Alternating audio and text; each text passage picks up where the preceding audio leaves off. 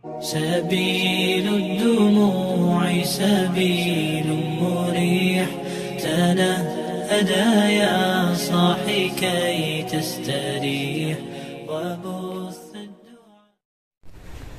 Assalamualaikum warahmatullahi wabarakatuh. Bismillahirrahmanirrahim. Alhamdulillahirabbil alamin. Allahumma shalli wa sallim wa barik ala hadzal nabiyil karim Rasulillahil amin sayyidina wa maulana Muhammadin wa ala alihi wa sahbihi ajma'in. Amma ba'du. Saudara-saudara yang dimuliakan Allah Subhanahu wa taala, mudah-mudahan kita semua selalu mendapat bimbingan dari Allah Subhanahu wa taala di dalam menjalani kehidupan ini. Amin amin ya rabbal alamin. Di saat kami menjelaskan tentang larangan-larangan terhadap wanita yang sedang haid di beberapa video yang lalu, di situ kami menjelaskan melalui sebuah kitab, yaitu Matan Abi Suja, yang mana di kitab itu seperti yang kita pelajari bersama bahwa perkara yang tidak diperbolehkan dilakukan oleh wanita yang sedang haid ada 8 ya. Yang nomor 8 itu adalah al-istimta bima bainas surrah war rukbah, bersenang-senang ya, bersenang-senang di antara pusar dan lutut. Nah, di video itu ternyata ada saudara kita ya, yang menanyakan, bertanya melalui kolom komentar. Beliau menanyakan begini, Ustadz, saya mendengar dari beberapa ustadz bahwasannya melakukan istimta bima bainas surrah war rukbah, yaitu di antara pusar dan lutut itu diperbolehkan. Nah, seperti itu kira-kira pertanyaannya. Nah, apakah itu betul? Apakah apa yang disampaikan ustadz itu benar? Kok tidak sama dengan apa yang disampaikan ustadz di video itu? Saya katakan bahwa apa yang disampaikan ustadz tersebut adalah benar ya, benar. Kemudian kenapa tidak sama dengan apa yang saya sampaikan? Karena yang saya sampaikan pada waktu itu ya, saya mengikuti apa yang ada pada redaksi Matan Abi Suja. Nah, di Matan Abi Suja itu menyampaikan bahwa wanita yang sedang haid tidak diperkenankan untuk melakukan al-istimta bima bainas surrah war rukbah, seperti itu. Di kitab itu tidak ada penyebutan-penyebutan perbedaan pendapat, perbedaan pandangan antara para ulama. Namun kenyataannya para ulama itu berbeda pandangan dalam hal al-istimta. Bukan masalah istimtanya, akan tetapi masalah kawasannya. Masalah kawasannya saja yang diperselisihkan oleh para ulama. Oleh karena itu perlu kami sampaikan di sini bahwasannya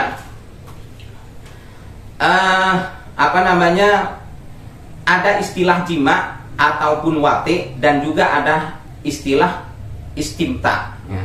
Kalau jima atau wati ya, dilakukan pada waktu wanita sedang haid itu para ulama sepakat, para ulama semuanya sepakat, berijma, tidak ada di antara mereka yang berbeda pandangan, tidak ada khilaf di sana, yaitu tidak diperbolehkan atau haram. Adapun istimta itu juga, kalau mengenai istimtanya para ulama juga tidak ada perbedaan pandangan. Semuanya sepakat bahwa istimta itu boleh. Karena istimta itu melakukan melakukan jumbu, melakukan bersenang-senang ya, di luar yang itu, di luar jalur yang satu itu, di luar jurang yang satu itu. Nah, itu semua ulama sepakat bahwa itu boleh. Yang berbeda pandangan, yang berbeda pendapat itu adalah masalah kawasannya, di bagian tubuh wanita, di bagian tubuh istri, di bagian yang mana yang boleh atau di bagian yang mana yang tidak diperbolehkan, maka itulah yang menjadi perselisihan di antara para ulama. Nah, pada kesempatan ini akan saya sampaikan bahwasannya 3 imam mazhab, yaitu jumhurul ulama, yaitu Abu Hanifah, kemudian Imam Malik, kemudian Imam Syafi'i. Beliau bertiga berijma sependapat bahwa melakukan istimta bima baina surra war rukbah, bersenang-senang dengan istri di antara pusar dan lutut, itu tidak diperbolehkan, tidak diperkenankan, yakni diharamkan. Hal ini disampaikan oleh seorang yang sangat alim, yaitu Syekh Muhammad Wahba Az-Zuhaili dalam kitabnya yang bernama Al-Mu'tamad. Nah, ini kitabnya karangan beliau, Al-Mu'tamad. Beliau menyampaikan bahwa pendapat ketiga ulama imam mazhab yang saya sebutkan tadi menyatakan atau berpendapat bahwa hukum istimta bima baina surrah war rukbah itu haram, tidak diperbolehkan. Dalam kitabnya beliau menyampaikan begini: idza kanati zaujatu haidon fayahrumu ala zauji ayyastamti'ah biha fima baina surrah war rukbah. Apabila seorang perempuan, seorang istri dalam keadaan haid, maka haram hukumnya bagi suaminya untuk melakukan istimta, melakukan istimta fima baina surrah war rukbah, yang mana istimta itu dilakukan di kawasan, di bagian tubuh antara pusar dan lutut, pusar ke bawah, lutut ke atas, tidak diperkenankan pada kawasan tersebut.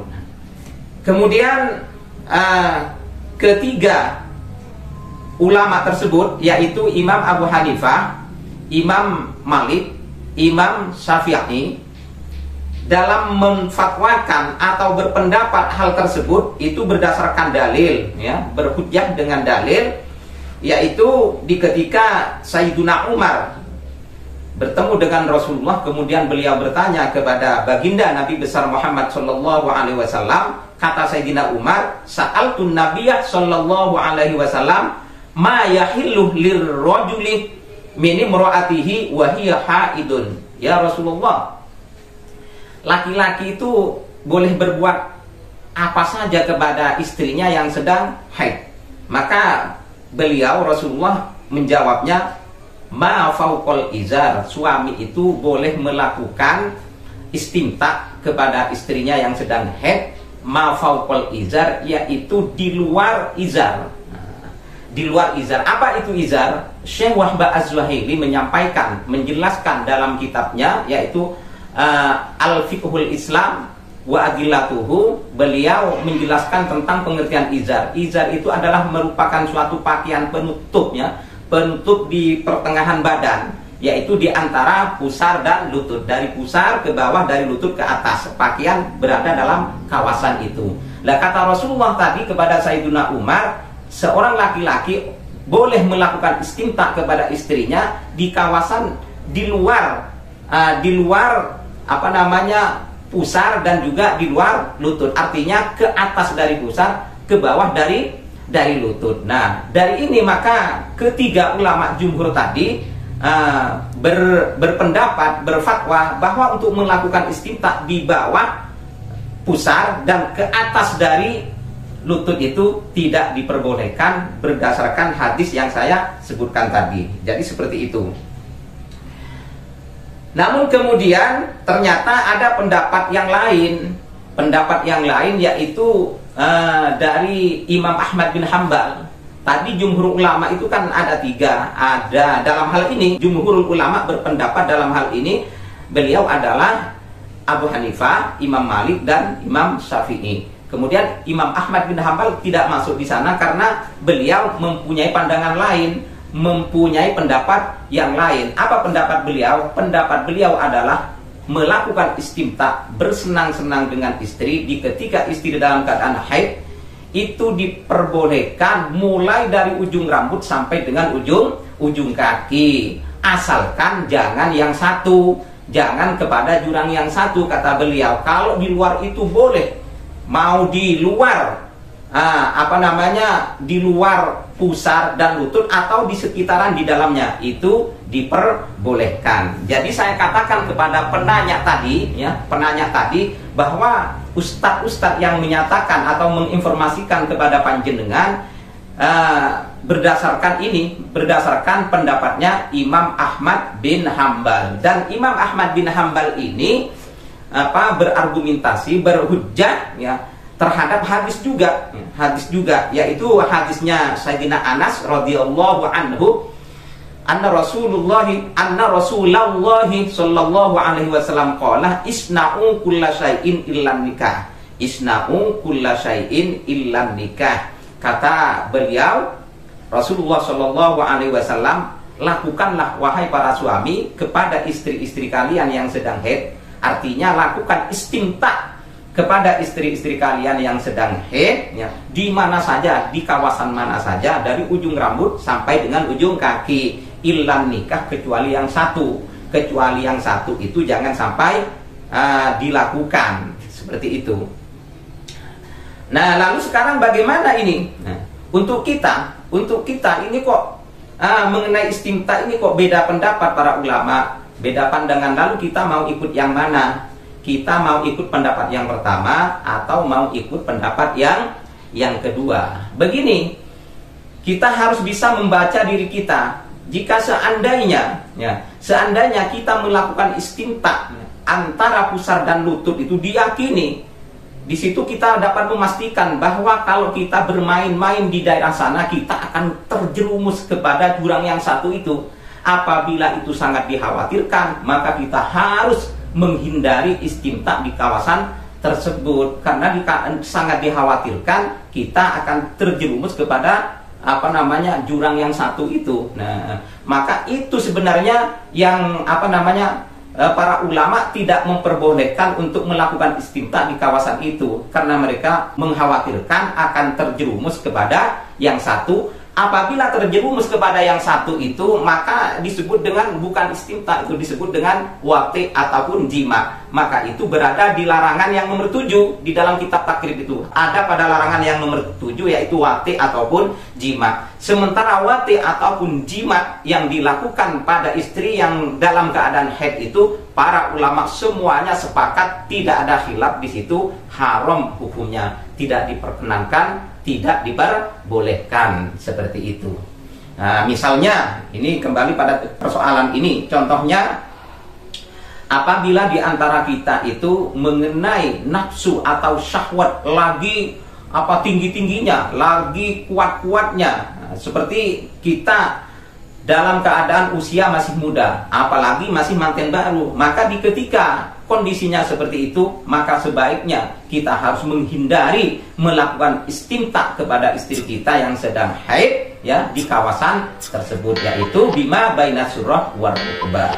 Dan apabila di antara kita ini meyakini jika seandainya kita bermain-main di daerah sana dalam hal istimta itu, tidak akan terjerumus kepada jurang yang satu itu, dikarenakan kita sudah lemah, syahwat kita sudah lemah, maka kita meyakini bahwa kita tidak akan terjerumus ke sana, boleh kita untuk mengikuti pendapat yang kedua, karena Rasulullah Shallallahu Alaihi Wasallam mengatakan isna'u kulla syai'in illan nikah.